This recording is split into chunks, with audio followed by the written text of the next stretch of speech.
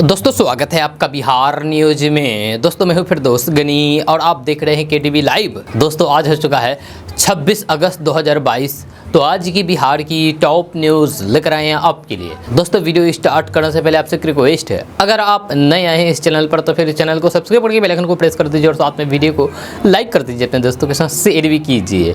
तो चलिए दोस्तों स्टार्ट करते हैं आज की पूरे बिहार की ही टॉप न्यूज़। तो दोस्तों आज बिहार न्यूज में सबसे पहले बात करते हैं कि बिहार में नई सरकार के गठन करने के बाद सरकार ने विधानसभा में विश्वास मत हासिल कर लिया है। हालांकि फ्लोर टेस्ट के पहले ही कल सीबीआई की टीम ने आरजेडी के कई नेताओं के ठिकानों पर रेड शुरू कर दी थी, जो देर रात तक चली। मुख्यमंत्री नीतीश कुमार की तरफ से सीबीआई की इस रेड को लेकर के प्रतिक्रिया सामने आई है। जब फ्लोर टेस्ट से पहले हुई रेड पर सीएम नीतीश कुमार ने ज्यादा कुछ तो नहीं कहा है, उन्होंने सिर्फ इतना कहा है कि आप लोग देखते रहिए आगे क्या क्या होता है। आपको बता दूं कि सीबीआई की टीम ने कल बिहार के पटना, कटिहार और मधुबनी में आरजेडी के कई नेताओं के ठिकानों पर एक साथ छापेमारी की थी। दोस्तों बात करते हैं कि नीतीश कुमार ने भले ही महागठबंधन के साथ जाकर के बिहार में नई सरकार बना ली हो, लेकिन सीएम नीतीश कुमार की राह को भाजपा आसान रहने नहीं देना चाहती है। इसके लिए भाजपा ने पूरी तैयारी कर ली है और आने वाले दिनों में सड़कों से सदन तक नीतीश सरकार के खिलाफ भाजपा का जोरदार संघर्ष देखने को मिलेगा। जब बिहार विधान परिषद में मुख्य विपक्षी नेता बनाए गए भाजपा के सम्राट चौधरी ने गुरुवार को ऐलान किया है। उन्होंने कहा है कि भाजपा ने उन्हें विधान परिषद में मुख्य विपक्षी नेता बनाकर के बड़ी जिम्मेदारी दी है। जब पार्टी ने उन्हें जो महत्वपूर्ण कार्य दिया है उसे वे निभाएंगे और नीतीश सरकार के खिलाफ संघर्ष करेंगे। उन्होंने कहा है कि बिहार की जनता का काम नहीं करने वाले नीतीश सरकार के खिलाफ भाजपा सड़क से सदन तक संघर्ष करने के लिए तैयार है। सरकार जो काम नहीं करेगी उसे हम कराने के लिए उन पर निरंतर दबाव बनाएंगे। सम्राट चौधरी ने कहा कि वे नीतीश कुमार सहित महागठबंधन से जुड़े नेताओं को पिछले 27-28 सालों से भली भांति जानते हैं, सबके काम करने के तरीके से अवगत हैं। इसलिए इन लोगों के खिलाफ विधान परिषद में विपक्ष के नेता के रूप में सहित हर तरीके की से जनता की आवाज को बुलंद करेंगे। दोस्तों बात करते हैं कि विधानसभा में महागठबंधन की सरकार ने बहुमत हासिल कर लिया है। नीतीश कुमार की सरकार को 160 विधायकों का समर्थन मिला है। दावा 164 विधायकों का था, लेकिन सदन में वोटों की गिनती के दौरान 160 सदस्य ही उपस्थित रहे। 4 सदस्यों में सबसे महत्वपूर्ण बात जदयू की बीमा भारती की गैर मौजूदगी चर्चा में रही है। जब विपक्ष ने विश्वास मत की वोटिंग का विरोध किया, इस कारण विपक्ष में एक भी मत नहीं पड़े। जदयू की विधायक बीमा भारती ने हाल ही में मंत्री लेसी सिंह के खिलाफ मोर्चा खोल दिया था। जब बीमा भारती ने मुख्यमंत्री नीतीश कुमार से मंत्री लेसी सिंह के इस्तीफे की मांग कर दी थी। मीडिया में खबर चलने के बाद नीतीश कुमार नाराज हुए थे। बताया जाता है कि नाराजगी की वजह से आज विधानसभा की कार्रवाई में शामिल नहीं हुई। बीमा भारती के अलावा मंत्री विजेंद्र प्रसाद यादव भी अनुपस्थित रहे, जहाँ उनकी तबीयत खराब है। इस वजह से वे सदन की कार्रवाई में शामिल नहीं हो सके।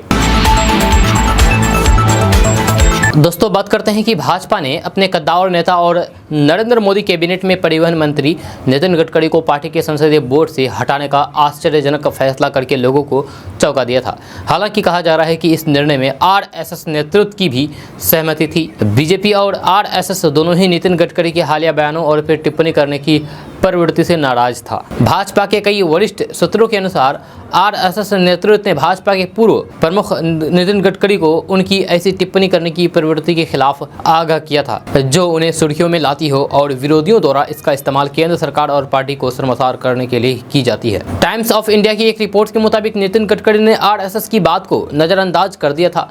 सूत्रों के मुताबिक इसके बाद आरएसएस नेतृत्व ने भाजपा नेतृत्व को सुझाव दिया है कि पार्टी उन्हें संसदीय बोर्ड से हटाने सहित उचित कार्रवाई करे। दोस्तों बात करते हैं कि अगर आप प्रधानमंत्री किसान सम्मान निधि योजना की अगली किस्त का इंतजार कर रहे हैं तो फिर आपके लिए एक बड़ी खबर है। किसानों की योजना की 12वीं किस्त सरकार अगले महीने तक जारी कर सकती है। हालांकि इस योजना का लाभ उठाने के लिए किसानों को अपने बैंक खाते का ई-केवाईसी करना बहुत जरूरी है। बिना ई-केवाईसी के किसानों के बैंक अकाउंट में पैसे ट्रांसफर नहीं होंगे। अगर आप ई-केवाईसी नहीं किए हैं तो फिर आप आसानी से अपने घर बैठे ई-केवाईसी करा सकते हैं और इसके लिए आपको इस वीडियो के डिस्क्रिप्शन में एक लिंक दिया गया है, वीडियो का लिंक दिया गया है। उस लिंक पर क्लिक करने के बाद आप वीडियो देखिए और सेम प्रक्रिया फॉलो कीजिए। अपने घर बैठे ही मोबाइल से आप ई-केवाईसी करा सकते हैं। दोस्तों बात करते हैं कि बिहार के बीएड कॉलेजों में पढ़ाने वाले शिक्षकों के लिए सरकार ने नया आदेश जारी कर दिया है। अब एक शिक्षक केवल एक ही कॉलेज में पढ़ा सकेगा। यहाँ इसके साथ ही शिक्षकों के लिए और भी दिशा निर्देश जारी किया गया है। यहाँ बिहार में स्कूली शिक्षा की गुणवत्ता को बेहतर बनाने के साथ ही सरकार ने शिक्षक तैयार करने वाले बीएड कॉलेजों की गुणवत्ता को भी दुरुस्त करने को लेकर के सख्त रुख दिखाया है। पहली खेप में बिहार भर के सभी बीएड कॉलेजों में फैकल्टी की उपलब्धता को परखा जाएगा। एक शिक्षक अब एक ही कॉलेज में पढ़ा सकेगा। जहाँ इस दौरान शिक्षकों का सत्यापन आयकर रिटर्न के आधार पर किया जाएगा। प्रत्येक शिक्षक को 3 साल का रिटर्न देना जरूरी होगा। दोस्तों बात करते हैं कि मानसून की सक्रियता बढ़ते ही राजधानी पटना समेत बिहार के दक्षिण भागों के अलग अलग स्थानों पर बुधवार को अच्छी बारिश हुई। जब मंगलवार को पटना की ऊपरी हिस्से से ट्रफ लाइन पश्चिम बंगाल होते हुए बंगाल की खाड़ी तक गुजरी है, इसके प्रभाव से अलग अलग स्थानों पर अच्छी बारिश दर्ज की गई है। वहीं इस दौरान बिहार में नमी युक्त पूर्वी हवा का प्रभाव बना हुआ है। जब बिहार के भभुआ और औरंगाबाद जिले में अलग अलग स्थानों पर खूब वर्षा हुई है, वहीं राजधानी पटना में 46 मिलीमीटर वर्षा दर्ज की गई है, जबकि भभुआ में 100 मिलीमीटर बारिश हुई है। मौसम विज्ञान केंद्र पटना के अनुसार अगले 24 घंटे के दौरान राजधानी पटना समेत बिहार के 16 जिलों में के बक्सर, भोजपुर, रोहतास, भभुआ, औरंगाबाद, अरवल, गया, नालंदा, शेखपुरा, नवादा, बेगूसराय, जहानाबाद, पूर्वी चंपारण और पश्चिमी चंपारण, सारण, गोपालगंज जिले के 1 या फिर 2 स्थानों पर मध्यम दर्जे की वर्षा का पूर्वानुमान है। जहाँ वहीं बिहार के बाकी हिस्सों का मौसम शुष्क बना रहेगा। जहाँ मौसम वैज्ञानिक केंद्र के अनुसार आज और कल पूर्वी और पश्चिमी चंपारण, अररिया, किशनगंज, पूर्णिया, कटिहार जिले के 1 या फिर 2 स्थानों पर मेघ गर्जन के साथ भारी बारिश की चेतावनी है। दोस्तों बात करते हैं कि बिहार के पटना, भागलपुर, नालंदा समेत बिहार के सभी जिलों में बहुत से लोग ऐसे हैं जिनके पास खुद का पुश्तैनी जमीन है और लोग इस जमीन को बेचना चाहते हैं। एक रिपोर्ट के अनुसार बिहार में पुश्तैनी जमीन बेचने के लिए सरकार ने कई तरह के नियम बनाए हैं। उस नियम का पालन करते हुए आप बिहार में अपना पुश्तैनी जमीन बेच सकते हैं। कोई भी संपत्ति जो पूर्वजों से हस्तांतरित हो जाती है, वह संपत्ति पैतृक यानी कि पुश्तैनी संपत्ति कहलाती है। इस संपत्ति पर किसी भी व्यक्ति का जन्म से अधिकार होता है।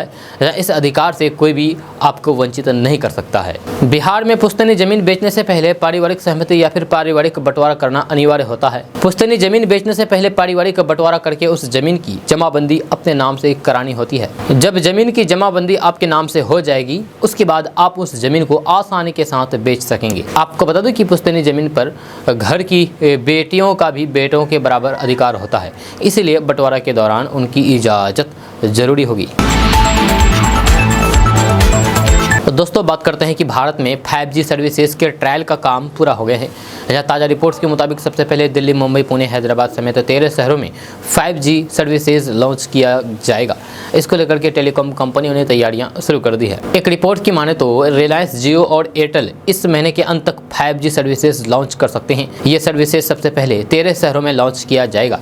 इसके बाद 5G सर्विसेज का विस्तार देश के अन्य शहरों में भी होगा। इस बीच देश की तीसरी सबसे बड़ी टेलीकॉम कंपनी VI यानी कि वोडाफोन आइडिया ने जल्द से जल्द 5G सर्विसेज लॉन्च करने की घोषणा की है। VI ने दिल्ली NCR के यूजर्स को SMS भेज करके उनके एरिया में 5G सर्विसेज की उपलब्धता को लेकर के जानकारी दी है। आपको बता दूं कि VI ने ये जानकारी 9one मोबाइल की एक रिपोर्ट में दी है। आपको बता दूं कि प्रधानमंत्री नरेंद्र मोदी ने स्वतंत्रता दिवस के अपने भाषण में कहा था कि भारत में 5G बहुत जल्द ही लॉन्च होंगे। इसकी स्पीड 4G की तुलना में 10 गुना तेज होगा। दोस्तों बात करते हैं कि बिहार के छपरा से अच्छी खबर सामने आ रही है। ताजा रिपोर्ट्स के मुताबिक छपरा मुजफ्फरपुर NH सड़क 2 लेन से 4 लेन किया जाएगा। इसको लेकर के तैयारियां शुरू कर दी गई है। साथ ही साथ NHAI द्वारा इस सड़क को 4 लेन करने का प्रस्ताव सरकार को भेज दिया गया है। खबर के अनुसार छपरा NHAI के प्रोजेक्ट डायरेक्टर मनोज कुमार ने जानकारी देते हुए बताया कि छपरा से मुजफ्फरपुर NH सड़क को 4 लेन करने की तैयारी शुरू हो गई है। इसके लिए DPR भी तैयार किया जा रहा है। बहुत जल्द ये सड़क 2 लेन से 4 लेन होगा। दोस्तों बात करते हैं कि बिहार की हाल के सियासी घटनाक्रमों के बाद बुधवार सुबह से आरजेडी और दूसरे दलों के नेताओं या फिर उनके जुड़े लोगों के यहां CBI की ताबड़तोड़ छापेमारी के बीच ही विधानसभा में नवगठित नीतीश कुमार सरकार अपना विश्वास मत हासिल करती दिखी। नीतीश कुमार के पाला बदलने के बाद बुधवार को बिहार विधानसभा का विशेष सत्र बुलाया गया। जब मकसद तो नए स्पीकर का चुनाव कराना था, लेकिन जरूरत न होते हुए भी मुख्यमंत्री नीतीश कुमार ने सदन में विश्वास प्रस्ताव ला करके बहुमत साबित कर दिया। जबकि 164 के विधायक उनके पक्ष में पहले से ही थे। इस दौरान भाषणबाजी भी खूब हुई। तेजस्वी यादव ने खुद को असली समाजवादी बताया तो फिर नीतीश कुमार ने भाजपा से अलग होने पर अपनी सफाई देते हुए अटल आडवाणी को याद किया। जब विपक्ष के तमाम बड़े नेताओं के फोन आने के बाद ये कह करके उन्होंने भविष्य की अपनी सियासी भूमिका का भी संकेत दे दिया है। सीबीआई के छापे के बीच इतनी बेफिक्री से आरजेडी जदयू का विधानसभा में व्यस्त रहना पूरे दिन हर किसी को कंफ्यूज करता रहा। बिहार की राजनीति को करीब से देख रहे सियासी पंडितों का कहना है कि बिहार की सियासत को समझना हर किसी के लिए आसान नहीं है। यहाँ कब क्या चल रहा है और आने वाले दिनों में राजनीति किस करोट बैठेगी यह कहना मुश्किल है, लेकिन इन सारे घटनाक्रमों के लोकसभा चुनाव में बहुत अहम भूमिका होने वाली है। यह बिहार 2024 में गेम चेंजर साबित हो सकता है। दोस्तों बात करते हैं कि उत्तर प्रदेश में भारतीय जनता पार्टी की टेंशन बढ़ने वाली है। जब कुछ दिन पहले एनडीए का हिस्सा रही जेडीयू अब यूपी में अपने विस्तार पर फोकस करेगी। जेडीयू के सूत्रों की माने तो पार्टी बिहार की सीमा से लगे पूर्वी जिलों में अपना आधार मजबूत करने की दिशा में अपने अभियान को और तेज करेगी। जेडीयू के नेताओं की माने तो 2024 में होने वाले आम चुनाव से पहले पूर्वांचल की कई जिलों में वह अपना संगठन मजबूत करेगी ताकि बीजेपी को कड़ी टक्कर दी जा सके। इस काम में पूर्वांचल के बाहुबली धनंजय सिंह जेडीयू के लिए लाभकारी साबित हो सकते हैं। दोस्तों बात करते हैं कि देश में कागज पर गरीब, गुरबों, आदिवासी समुदाय आदि के लिए दर्जनों कल्याणकारी योजनाएं चल रही है। इनमें से यदि आधे को भी जमीन पर उतार दिया जाए तो फिर हाशिए पर जीवन व्यतीत कर रहे लोगों को काफ़ी सहूलियत मिल सकती है। ऐसे लोगों की समस्याएं का अंत हो सकता है। लेकिन जमीन पर हालात कुछ अलग है। जब मानसिक रूप से बीमार पत्नी का झाड़ फूंक से इलाज करवाने के चक्कर में एक शख्स कर्जदार हो गया, जहाँ उन्हें अपने जमीन तक गिरवी रखनी पड़ी। अब हालात ऐसे बन गए हैं कि वे अपनी 2 बेटियों के लिए भरपेट भोजन की भी व्यवस्था नहीं कर पा रहा है। यह है बिहार का हाल। जहाँ बिहार के जमुई जिले के बरहट प्रखंड के सुदूर गरौनी गांव के आदिवासी बहुल गांव में अभी भी कई मूलभूत सुविधाएं नहीं हैं। खासकर कि बीमार पड़ने पर अभी भी यहाँ के गरीब आदिवासी अंधविश्वास के चक्कर में झाड़ फूंक का सहारा लेते हैं और कर्ज में डूब जाते हैं। उन्हें अपनी जमीन गिरवी रखनी पड़ जाती है। जब वैसे लोग भुखमरी के कगार पर चले जाते हैं और भीख मांग करके गुजारा बसर करने को मजबूर हो जाते हैं। जब गांव में एक ऐसा ही शख्स है सहदेव कौरा। सहदेव की पत्नी रानी देवी 1 साल से मानसिक रूप से बीमार है। उनका झाड़ फूंक से इलाज कराने के चक्कर में सहदेव कर्जदार हो गए हैं, जहां उन्हें जमीन तक बेचनी पड़ी या फिर उसे गिरवी रखना पड़ा है। सहदेव कौरा के घर में अनाज तक नहीं है खाने के लिए, जहां परिवार भूखमरी की कगार पर पहुंच गए हैं। किसी से मांग कर सहदेव खुद अपने और 2 बेटियों जो 8 साल की और 5 साल की है इसके लिए आधा पेट भोजन की व्यवस्था कर पाते हैं। जब मजदूरी करने वाले सहदेव अब काम पर भी नहीं जा पाते हैं क्योंकि उनकी पत्नी बेटियों को संभाल नहीं पाती है। 1 साल से सहदेव की दोनों बेटियां अपनी मां की ममता से दूर है।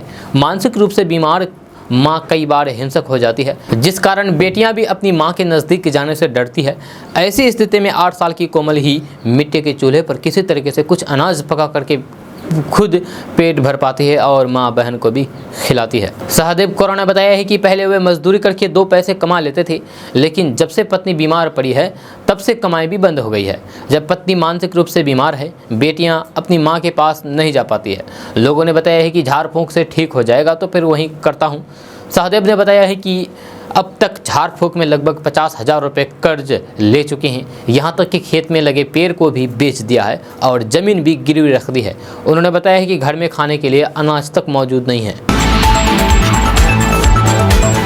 दोस्तों बात करते हैं कि केंद्रीय स्वास्थ्य मंत्रालय ने ट्रांसजेंडरों को आयुष्मान भारत प्रधानमंत्री जन सुरक्षा योजना के तहत 5 लाख रुपए का स्वास्थ्य बीमा उपलब्ध कराने का फैसला किया है। इस सिलसिले में बुधवार को नेशनल हेल्थ अथॉरिटी और सामाजिक न्याय एवं अधिकारिक मंत्रालय के बीच एक समझौता पर हस्ताक्षर किए गए हैं। समझौते के तहत ट्रांसजेंडरों के स्वास्थ्य बीमा पर आने वाले खर्च की राशि सामाजिक न्याय एवं अधिकारिता मंत्रालय वहन करेगा। केंद्रीय स्वास्थ्य एवं परिवार कल्याण मंत्री मनसुख मंडाविया ने संवाददाताओं को बताया है कि इस योजना से मौजूदा समय में पंजीकृत 4,80,000 ट्रांसजेंडरों को स्वास्थ्य सुविधाएं मिल सकेगी। ये ट्रांसजेंडर पहले से ही सामाजिक न्याय एवं अधिकारिक मंत्रालय द्वारा पंजीकृत किए जा चुके हैं तथा उनकी सूची आयुष्मान भारत योजना में शामिल कर ली गई है। योजना का लाभ लेने के लिए ट्रांसजेंडरों को अब सीधे नेशनल हेल्थ अथॉरिटी से अपना आयुष्मान भारत कार्ड बनवाना होगा।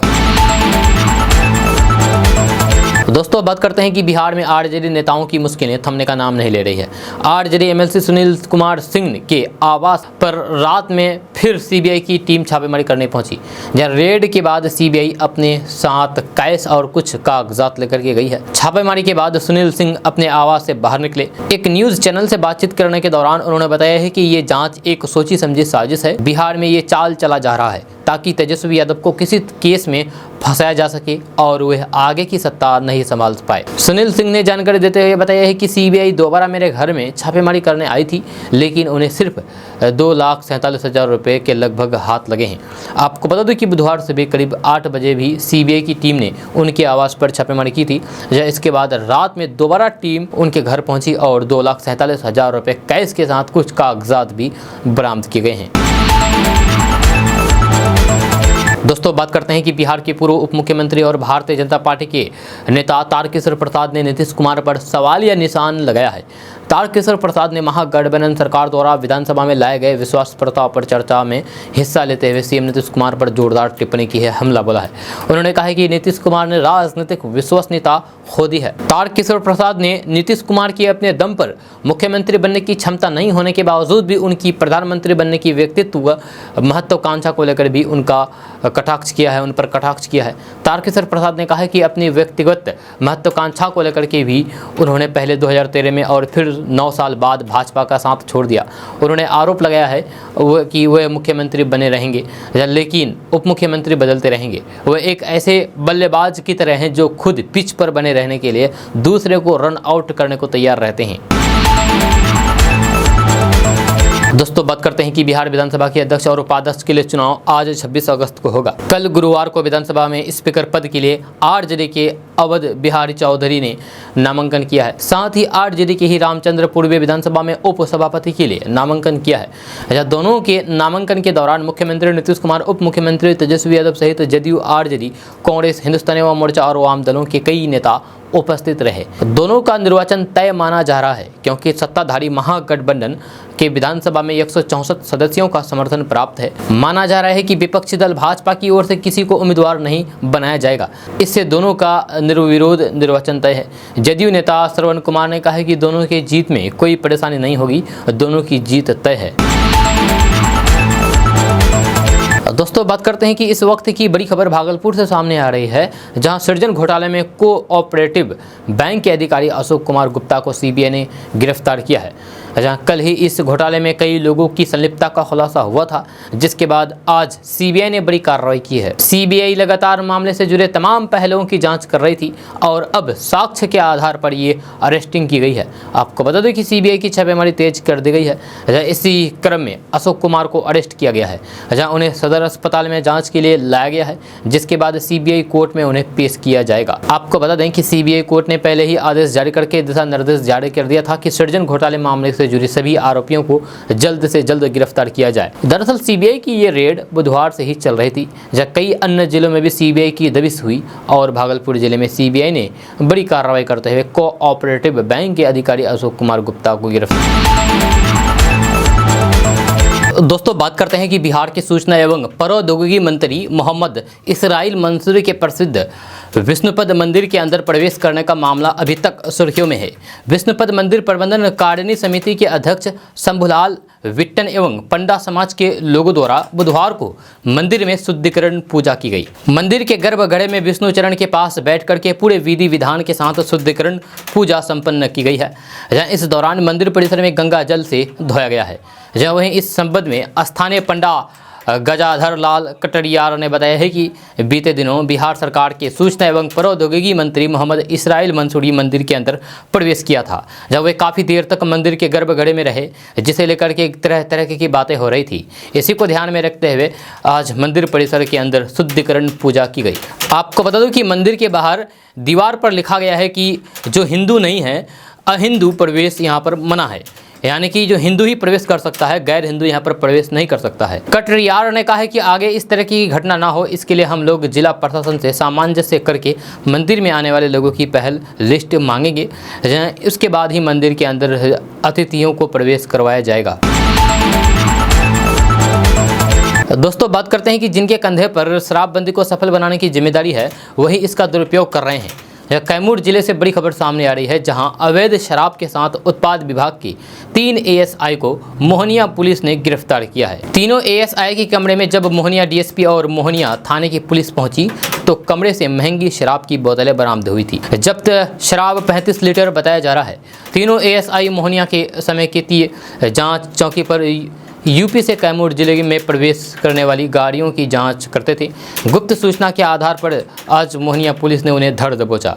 उत्पाद विभाग के पदाधिकारियों का ये पहला मामला नहीं है जब अवैध शराब और शराबबंदी के नाम पर अवैध उगाही करने के आरोप में गिरफ्तार हुई हो। इसके पहले भी उत्पाद विभाग के एक पदाधिकारी और 3 पुलिस जवानों के खिलाफ पंजाब के एक व्यक्ति को शराब के केस में झूठा फंसाने के नाम पर अवैध तरीके से 50,000 दोहन करने के मामले में दुर्गावती थाने में केस दर्ज हो चुका है और वे जेल जा चुके हैं।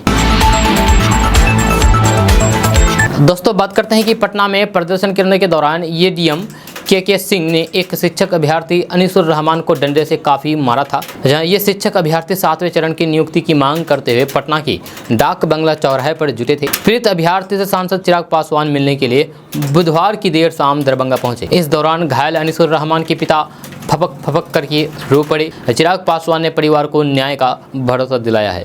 चिराग पासवान ने झंडे का अपमान करने वाले एडीएम को बर्खास्त करने की मांग करते हुए उन पर देशद्रोह का मुकदमा दर्ज करने की मांग की है। करीब घंटे भर की मुलाकात में कई बार चिराग पासवान भी भावुक हुए।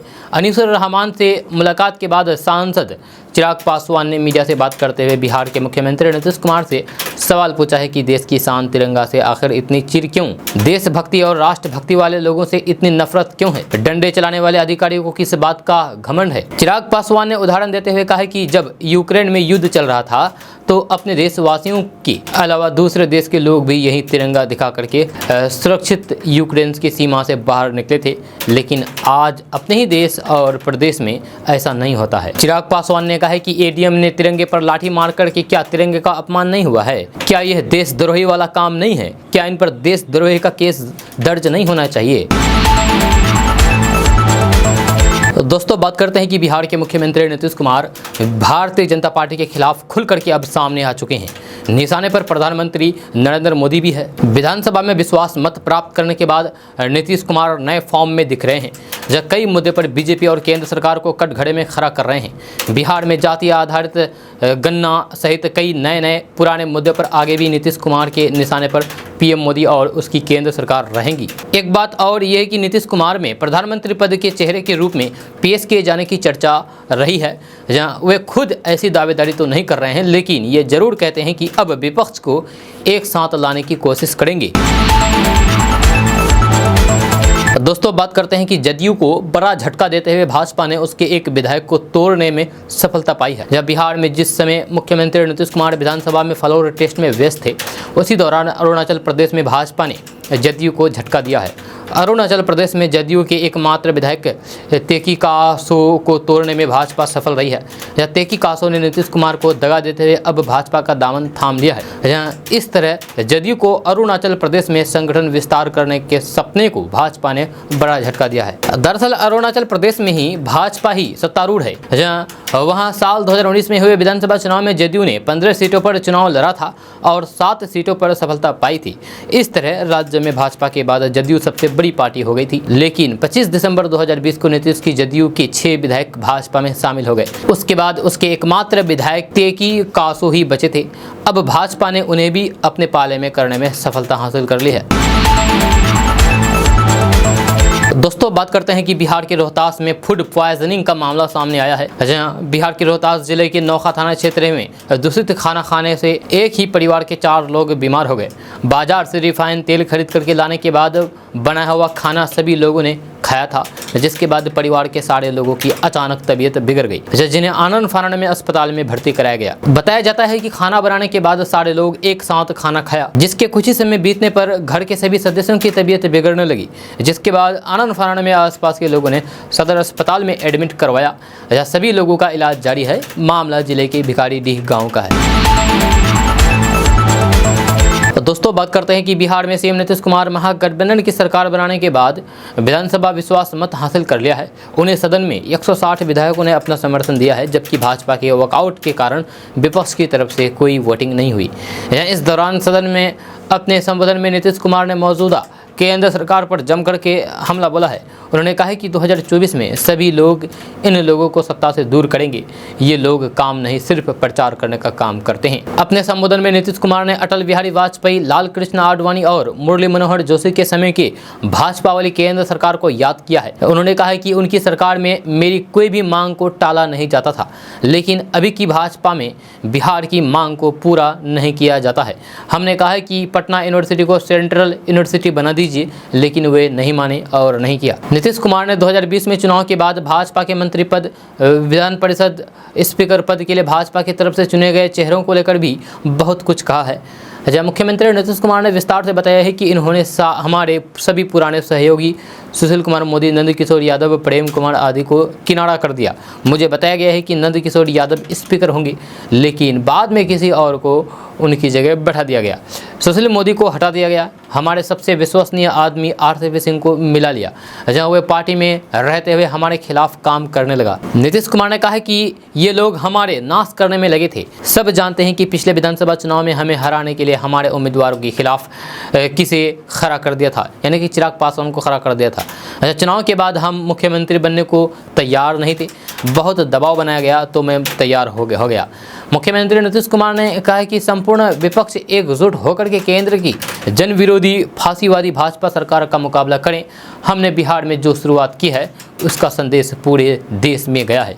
केंद्र में भाजपा शासन के चलते भारत महंगाई, बेरोजगारी और सांप्रदायिक उन्माद का सामना कर रहा है। दिल्ली से सिर्फ प्रचार हो रहा है, कोई काम नहीं हो रहा है। हर घर नल जल दिल्ली से शुरू होने की बात कही गई थी, लेकिन हमने कहा है कि नहीं, ये बिहार से शुरू हुआ। जब पैसा लेकर के इस योजना को दिल्ली की स्कीम बताने को कहा गया, लेकिन हमने मना कर दिया। दोस्तों, बात करते हैं कि बिहार के प्रशासनिक के गलियारों से जुड़ी एक बड़ी खबर सामने आ रही है। बिहार प्रशासनिक सेवा के 26 अधिकारियों को आईएएस में प्रमोशन मिला है। जब बिहार सरकार की तरफ से साल 2018 और 2019 में भेजी गई लिस्ट को केंद्र सरकार ने अपनी मंजूरी दे दी है। केंद्रीय मंजूरी के बाद कुल 26 अधिकारियों को आईएएस में प्रमोशन मिल गया है, जहाँ इनमें बिहार के मुख्यमंत्री नीतीश कुमार के आप्त सचिव दिनेश राय का नाम भी शामिल है। दोस्तों, बात करते हैं कि बुधवार को बिहार विधानसभा में विश्वास मत हासिल करने के बाद चाचा भतीजे की जोड़ी गदगद है। विश्वास मत हासिल करने के बाद बुधवार की शाम जेडीयू विधानमंडल दल की बैठक के मुख्यमंत्री आवास पर बुलाई गई थी। इस बैठक के बाद महागठबंधन के विधायकों की भी बैठक बुलाई गई। इस बैठक में नीतीश कुमार के साथ साथ डिप्टी सीएम तेजस्वी यादव और जेडीयू के राष्ट्रीय अध्यक्ष ललन सिंह शामिल हुए। महागठबंधन विधानमंडल दल की बैठक में मुख्यमंत्री नीतीश कुमार ने सभी दलों की एकजुटता को लेकर के अपना संदेश दिया। यह साथ ही साथ इशारा कर दिया है कि उनके बाद उत्तराधिकारी के तौर पर केवल और केवल तेजस्वी यादव ही होंगे। महागठबंधन विधानमंडल दल की बैठक में तेजस्वी यादव के निशाने पर भारतीय जनता पार्टी रही, यानी कि भाजपा रही। और दोनों नेताओं ने बार बार अपने विधायकों और फिर विधान पार्षदों के सामने संकल्प लिया है कि अब एकजुट रहना है। चाचा भतीजे की जोड़ी मिलकर के बिहार में धमाल मचाएगी। तेजस्वी यादव इसका ऐलान पहले ही विधानसभा में कर चुके थे, लेकिन तेजस्वी की मौजूदगी में नीतीश ने अपनी पार्टी के विधायकों के साथ साथ आरजेडी विधायकों को भी क्लियर मैसेज दे दिया है कि उत्तराधिकारी तेजस्वी यादव ही होंगे। नीतीश कुमार ने मौजूदा सरकार के अस्थायित्व को लेकर भी कई बातें कही है। जब बैठक में पूर्व मुख्यमंत्री जीतन राम मांझी समेत अन्य घटक दलों के नेता भी शामिल हुए। मुख्यमंत्री आवास में स्थित संवाद में बैठक का आयोजन किया गया, जब कांग्रेस विधायक दल के नेता अजित शर्मा, प्रदेश अध्यक्ष मदन मोहन झा और लेफ्ट के नेताओं ने भी इसमें शिरकत की। दोस्तों, बात करते हैं कि मशहूर कॉमेडियन राजू श्रीवास्तव की हेल्थ के बारे में ताज़ा अपडेट मिला है। एक खबर के मुताबिक दिल्ली एम्स के सूत्रों के हवाले से बताया गया है कि राजू श्रीवास्तव कोमा में चले गए हैं। जहां इससे पहले मंगलवार को खबर आई थी कि राजू श्रीवास्तव की हालात पहले से बेहतर है। राजू का इलाज एम्स के जाने माने न्यूरोलॉजिस्ट डॉक्टर नीतीश नायक के नेतृत्व में की टीम में चल रही है। राजू श्रीवास्तव बीते 10 अगस्त को जिम में कसरत करते हुए, यानी कि एक्सरसाइज करते हुए गिर गए थे। उसके बाद से ही वे बेहोश है। राजू को तुरंत एम्स में दाखिल कराया गया था, जहां वहां इलाज के बाद भी उनकी हालात में सुधार नहीं हुआ है। एक रिपोर्ट के मुताबिक एम्स के डॉक्टरों को अंदेशा है कि गिर जाने की वजह से राजू के दिमाग की नस दब गई है, जहां इसी वजह से वे बेहोश हो गए हैं। राजू को हार्ट अटैक आया था, जिसके बाद उन्हें जिम से ही तुरंत एम्स लाया गया था। राजू को वेंटिलेटर पर रखा गया है, जहां उनकी दबी हुई नस को ठीक करने के लिए दवाइयां भी दी जा रही है, लेकिन हालात बीच बीच में ठीक होने के बाद भी राजू की तबीयत एक बार फिर से गड़बड़ हो गई है। यहाँ अब कोमा में जाने की खबर सामने आई है और ये गंभीर है। राजू श्रीवास्तव ने अपने करियर की शुरुआत स्टैंड अप कॉमेडियन के तौर पर की थी, जहाँ उन्होंने कुछ फिल्मों में भी काम किया है। अमिताभ बच्चन ने उनके घर वालों की गुहार पर राजू श्रीवास्तव के लिए एक मैसेज भी रिकॉर्ड करके बीते दिनों भेजा था। घर वाले को लग रहा था कि शायद सीनियर बच्चन यानी कि अमिताभ बच्चन की आवाज़ से राजू श्रीवास्तव के हेल्थ पर अच्छा असर पड़े, लेकिन ऐसा नहीं हुआ। अब राजू श्रीवास्तव कोमा में चले गए हैं, तो डॉक्टरों के मुताबिक उनका दिमाग भी अब काम नहीं कर रहा है। ऐसे में कॉमेडियन राजू श्रीवास्तव की हालात अब और ख़राब मानी जा सकती है। हालांकि तमाम केस पहले ऐसे हुए हैं जब कई साल तक कोमा में रहने के बावजूद भी लोग ठीक होकर के सामान्य ज़िंदगी बिता रहे हैं। ऐसे में उम्मीद अभी बाकी है। दोस्तों, बात करते हैं कि बिल्किस बानो केस के दोषियों की रिहाई के खिलाफ याचिका पर सुप्रीम कोर्ट ने गुजरात सरकार को नोटिस जारी किया है। यह सुप्रीम कोर्ट का कहना है कि कोर्ट इसे लेकर के दोषियों का भी पक्ष जानेगी। इसके लिए कोर्ट ने दोषियों को भी पक्ष बनाने का निर्देश दिया है। आपको बता दें कि सामाजिक कार्यकर्ता सुभाषिनी अली समेत 4 लोगों ने मामले के 11 दोषियों को रिहा करने के गुजरात सरकार के आदेश को रद्द करने की मांग की है। जहां साथ ही एक दोषी के वकील ने सुनवाई पर आपत्ति जताने की कोशिश की है। कोर्ट ने याचिकाकर्ता के वकील कपिल सिब्बल को पहले अपनी बात रखने को कहा। इस पर कपिल सिब्बल ने 2002 में बिल्किस और उनके परिवार के साथ हुई घटना का ब्यौरा दिया। उन्होंने कहा कि इस मामले में 14 लोग मारे गए, एक गर्भवती महिला के साथ गलत काम हुआ। उन्होंने रिहाई नीति पर दोबारा विचार करने की मांग की है। दोस्तों, बात करते हैं कि बिहार की राजधानी पटना की सफाई व्यवस्था चरमरा सकती है, जिसमें आम जनता की परेशानियां बढ़ सकती है। बिहार के 50,000 नगर निकाय कर्मी 11 सूत्रीय मांगों को लेकर के 27 अगस्त से अनिश्चितकालीन हड़ताल पर जाएंगे। इस दौरान वे सफाई व्यवस्था के साथ कामकाज ठप रखेंगे। या डोर टू डोर कचरा उठाव को भी बंद करके दिया जाएगा। बेमियादी हड़ताल पर जाने से निगम के सफाई कर्मी न सिर्फ शहर की सफाई व्यवस्था को ठप कर देंगे, बल्कि डोर टू डोर कचरा उठाव को भी बंद कर दिया जाएगा। हड़ताल का आह्वान बिहार लोकल बॉडीज कर्मचारी संयुक्त संघर्ष मोर्चा और बिहार राज्य स्थानीय निकाय कर्मचारी महासंघ ने किया है। जब बुधवार को प्रेस कॉन्फ्रेंस में मोर्चा के अध्यक्ष चंद्र प्रकाश सिंह ने कहा कि मांगों की पूर्ति को लेकर के पिछले साल सितंबर में हड़ताल हुई थी, लेकिन हाईकोर्ट के आदेश पर उसे वापस ले लिया गया था। निकाय कर्मियों की मांगों पर सरकार 2 माह में निर्णय लेना था, लेकिन साल भर बीत जाने पर भी निर्णय नहीं लिया गया है। उन्होंने कहा कि नगर विकास और आवास विभाग के द्वारा 15 जून 2018 को चतुर्वर्गीय पद को समाप्त कर दिया गया था। इनकी जगह मजदूरों को आउटसोर्स करके काम कराने की बात कही गई, जो निकाय कर्मियों को मंजूरी नहीं है। इसका साफ अर्थ है कि निजीकरण के माध्यम से आरक्षण को समाप्त करना है। दोस्तों, बात करते हैं कि बिहार में सीबीआई का छापा पूरे दिन सुर्खियों में रहा, जहां एक साथ कई आरजेडी नेताओं के ठिकानों पर टीम ने दबिश दी। आरजेडी नेताओं ने आरोप लगाया है कि बिहार में महागठबंधन सरकार बनने के बाद केंद्र सरकार बदले की भावना में कार्रवाई कर रही है, लेकिन सीबीआई के विश्वास सूत्रों के माने तो इन नेताओं के घर पर अकुत संपत्ति मिली है। बेनामी कागजात और भारी मात्रा में सोने के आभूषण बरामद किए गए हैं। फिलहाल इसको लेकर के सीबीआई की तरफ से कोई भी आधिकारिक पुष्टि नहीं की गई है। सूत्रों के अनुसार आरजेडी नेताओं के ठिकानों पर की गई छापेमारी में 200 से अधिक जमीन की डेढ़ बरामद हुआ है। इसके अलावा 20 किलो से भी ज़्यादा सोने की ज्वेलरी बरामद की गई है। यही नहीं, आरजेडी के एमएलसी सुनील कुमार सिंह के ठिकानों से दिल्ली के गुड़गांव स्थित बन रहे मॉल का पेपर भी बरामद हुआ है। छापेमारी में भारी संख्या में नगद भी मिला है। इधर छापेमारी को लेकर के बुधवार को दिन भर बिहार में गहमागमी का माहौल बना रहा। पटना, कटिहार और मधुबनी में भी छापा पड़ा। केंद्रीय जांच एजेंसी सीबीआई की टीम पटना, कटिहार और मधुबनी में कई ठिकानों पर छापेमारी की। सीबीआई ने जिन आरजेडी नेताओं पर शिकंजा कसा है, उसमें आरजेडी एमएलसी सुनील कुमार, पूर्व आरजेडी एमएलसी सुबोध राय, राज्यसभा सांसद अशफाक करीम और फैयाज अहमद शामिल है। इसके साथ ही सीबीआई ने गुरुग्राम के सेक्टर 71 में स्थित अर्बन क्यूबस मॉल में भी छापेमारी चल रही है। जमीन के बदले नौकरी देने के मामले में सीबीआई ने अपना शिकंजा कसना शुरू कर दिया है। माना जा रहा है कि आगे भी ये कार्रवाई चलेगी और इसकी जद में आरजेडी के कई नेता आ सकते हैं। दोस्तों बात करते हैं कि सरकार ने भले ही गेहूं का इंपोर्ट ये कहते हुए इनकार कर दिया है कि देश में गेहूं का पर्याप्त स्टॉक मौजूद है, लेकिन सच्चाई तो यह है कि त्योहारों से पहले गेहूं और चावल दोनों की कीमतों में उछाल देखने को मिल रहा है। गेहूं की कीमत 4% और चावल की कीमत 7% बढ़ी है। गेहूं 24 से 26 रुपये प्रति किलो में मिल रहा है, वही चावल की कीमत 1 से 2 रुपये प्रति किलो बढ़ी है। भारी बारिश से गेहूं मंडियों में नहीं पहुंच पा रहा है। हालांकि सरकार ने गेहूं इंपोर्ट से इनकार किया है। सरकार का कहना है कि देश में गेहूं का पर्याप्त स्टॉक मौजूद है, गेहूं के इंपोर्ट की ज़रूरत बिल्कुल नहीं है। आपको बता दूं कि इस साल गेहूं की फसल उत्पादन और गुणवत्ता दोनों दृष्टि से काफ़ी कमज़ोर रही है। अत्यधिक गर्मी के कारण गेहूं की फसल की कटाई के समय ही गेहूं का दाना सिकुड़ गया था, जिसकी वजह से उत्पादन कम हुआ और क्वालिटी भी बिगड़ गई। यही बड़ा कारण था कि गेहूं के भाव अप्रैल 2022 से ही MSP से काफ़ी ऊंचे बने हुए थे, जिसका असर ये हुआ कि सरकारी खरीद बुरी तरीके से प्रभावित हुई और फिर कुल सरकारी खरीद 189 लाख टन से आगे नहीं बढ़ पाई थी।